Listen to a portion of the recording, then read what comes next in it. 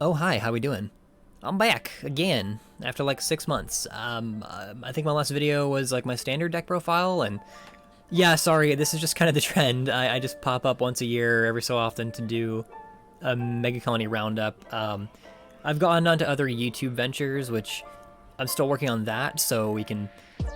I'll post about that here whenever I'm a little more comfortable with everything. I feel like I'm sort of just at this place with Vanguard right now where I only play it so casually that I just don't have the time or the willpower to do like a full YouTube channel about it.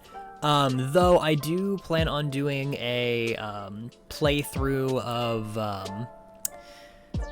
the 3DS games that we have out right now. That's Ride to Victory, Lock to Victory, and Stride to Victory. I have them all queued up here, and I have the software. I just haven't had the...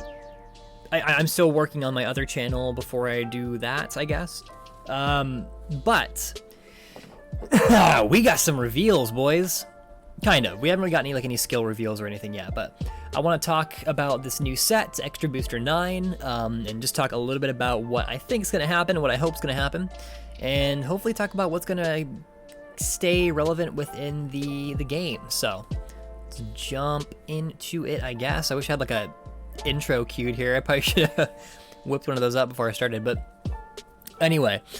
Raging Tactics is coming out, I think, next month for Japan, and then in October 25th for us, but I'm really excited to see what this brings, especially because Tachi, Spikes, and Megacolony got outdated really fast, and I feel like they definitely need something to keep them going just a little bit, and these are three clans that I do love. Obviously, Megacolony is my favorite clan, duh, my entire channel is dedicated to it, but Spikes I've always had this big respect for because they are very overlooked, and I feel like they don't really get the respect and the play time that they deserve.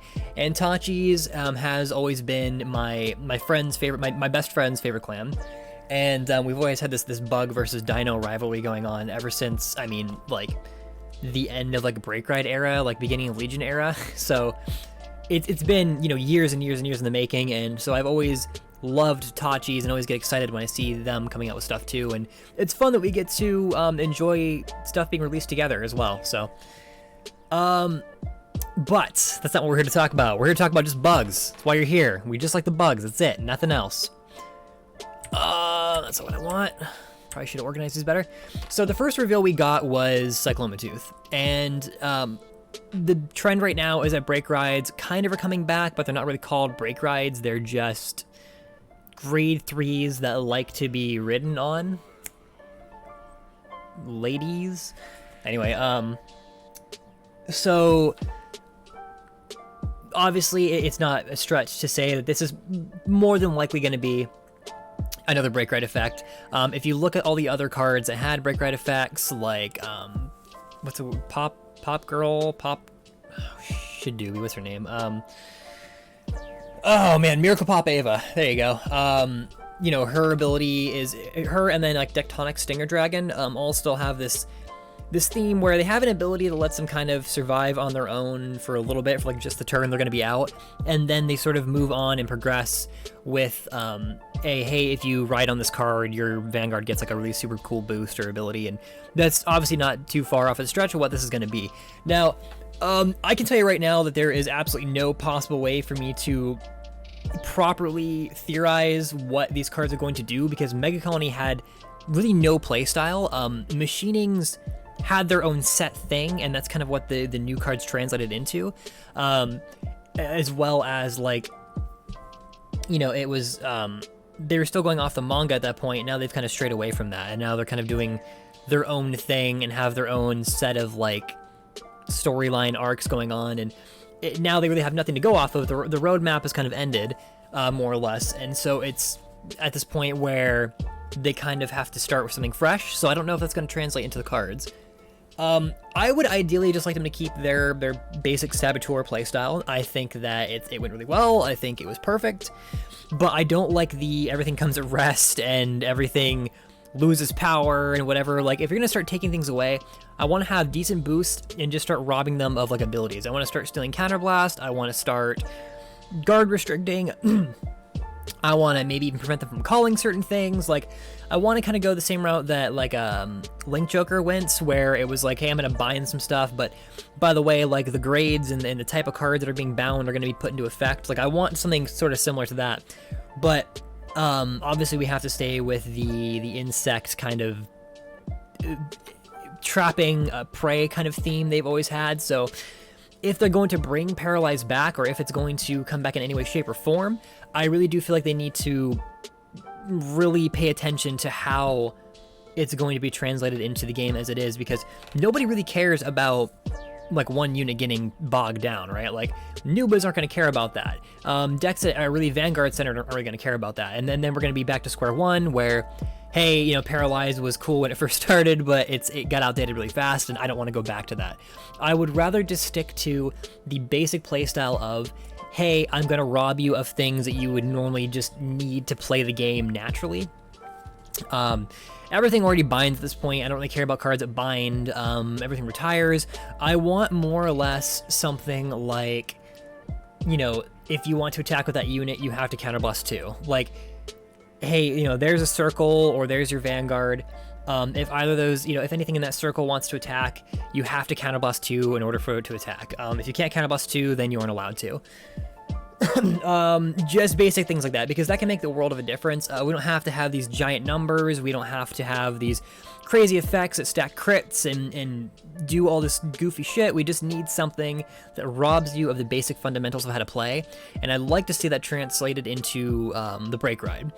You know, right on this, choose a unit on the field, or, you know, choose a circle in the field. Any unit in that circle, when any unit in that circle would become tapped, you know, your opponent, I'm wording this poorly, but basically, you know, if anything in that circle wants to become tapped, your opponent has to counterblast 2, or your opponent has to, I don't even know, like, you can look at, like, the, you know, the top 3 cards of your opponent's deck and rearrange them, so you can, like, predict the crits. You know, like, we want to play head games with them and continue to do that, continue to have, like, this science-y, like, I'm one step ahead of you mentally kind of thing going on, and that's kind of what Megacolony is all about. Link Joker may be more in that speed, but you know, Megacolony has always kind of had that similar playstyle to it. Anyway, so yeah, it's one big explosive, like, I ride on you, I do something goofy effect, but we have our next boy here, which is, I think, the main VR of the set, Gunning Treo. I've been calling him Double Glock Oreo, because I don't really, I can't pronounce his name. This guy looks amazing. He's got this Common Rider feel to him. I mean, I haven't seen a Megacolony card with pistols in a very long time. I just like the theme. It fits the Mafia thing very well. And this, you know, dual pistol wielding bug dude just looks awesome. I mean, like, I want to play this guy in, like, Warframe. He looks like a Warframe to me. I just bumped my pop filter. I'm sorry. Again, yeah, I'm not gonna sit here and predict what he does. I would just go on the same tangent as I did last time, but I like this guy's design, and that's all that I can say, really. And same with Cyclone The Tooth, by the way.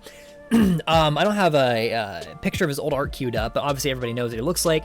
They're doing him a lot more justice in this, because his art in his old card was amazing, but then you look at him in the anime and he looks kind of goofy. He looks like this skinny, like, thick-thighed bug dude, and I like how he's a little more centered here. He looks a little more like metallic and armored, and he's coming down on something. Like, you can tell he's making this grand entrance, and he just looks so badass. And then, you know, we got Gunning Treo here with just dual pistols, and oof, I love him. He looks beautiful.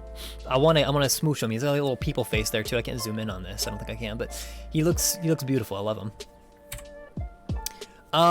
So kind of centering it around here, there is one more big thing, in that the front page of the magazine was revealed, kind of advertising the Raging Tactics, and it was mainly Tachi centered. Dark Rex is coming out, and that's super cool too, because his art looks fantastic. I'm really looking forward to seeing what they do with Dark Rex, because Dark Rex was a really solid card, like, back in the day. But it's this little guy on the bottom left-hand side here that I want to focus on. I don't really know what he is. I don't know why they're advertising him as opposed to everything else. There really hasn't been a translation that I found. If there was, I would normally talk about that, but I tried translating it myself, a couple apps that I have, and all the apps really couldn't focus on the text. The most I got out of it was that the number 2 popped up, so I'm guessing this guy's a grade 2. I don't know what this is. What I was thinking, this is more along the lines of those like Weasel cards that came out for, they come out for Nubatama or Murakuma, one of those 2 clans. And I'm wondering if this is just a line of, you know, grade 2, a couple grade 2s and a couple grade 1s that are within their own little realm of like a sub-clan that do their own thing. That's sort of what I'm wondering. They look amazing. I mean, I think it's just a basic fly with a pistol. It doesn't look like, you know, anything that I recognize from the old game anyway. But I'd like to see where they go with this guy, because obviously they've taken the time to advertise him separately. So it's interesting. I'm really wondering what they're gonna do with him. My guess is, like before, it's like the Weasel clan's like its own little centered thing, but that remains to be seen. Overall, though, I feel like in order for this clan to make any type of splash, because keep in mind, this will be the last line of support we get for just normal V. Next up will be the imaginary plane thing, and I'm gonna do a video about that separately. I want to talk about that sometime later, because I don't really know what the whole plan is gonna be with that. Basically, and when we get more direction, I'll be more inclined to talk about it more in detail. But what I understand anyway is that every clan, we're sort of going back to a Stride-ish era thing where we have a grade 3 that is like a catalyst, and it brings out like a bigger card. I'm guessing that'll be the imaginary plane. Yeah, imaginary plane, that was called. Yeah. Parallel plane, one of those 2. It brings out the planes, and then so every clan gets a planes, and there is going to be a Crate Elemental that has access to that plane. So basically, we're looking at like a bug god, hopefully. That would be neat. I would really adore seeing this giant omnipotent bug god coming out and wreaking havoc. That would make my day. So yeah, that's about it. There really isn't too much to go off of here. I'm just kind of rounding up what has been released so far. And I feel like we're you know, gonna get some interesting support. It's less direct, and that makes me more excited. I feel like there is a bit more going on here than there was last time around. They had a bit more direction. Now they're a little bit more free to do something a bit new. I'm just praying to God that they don't do the everything comes in a rest and you have to stand your units tactic, because that didn't work for me. I understand why they did it beforehand, and I understand that Spark Hercules is not a bad card, mind you. He's just not fantastic, and I don't really feel like going through that playstyle again, because it can just really, you can really trip over it, and I want something new. I feel like the fleshy bugs should be something new, so, and that goes as well for the starter. Like, please, Bushi, I don't care if you reprint Worker Ant, whatever. If he's actually in the set, that's fine. Please give me a new starter, just anything. I don't care what it looks like, what it is, just please, I just need a new starter. I just want a fleshy bug starter. I don't want a machining starter, for God's sake. Like, please. Please give me something other than Worker Ant to work with here. I know they're all the same. I know they're all the draw 1 cards. I'm fine with that. But Link Joker has like 3. Royals have a couple now. Like, everybody is getting their second starter. For God's sake, please do not make me use the same starter I've been using. Please. Thank you. Anyway, I will be back with when the next round of support comes along. I'm usually gonna wait for like a few chunks of reveals to come out, unless like a grade 3 comes out or something. But yeah, anyway, I will see you guys next time.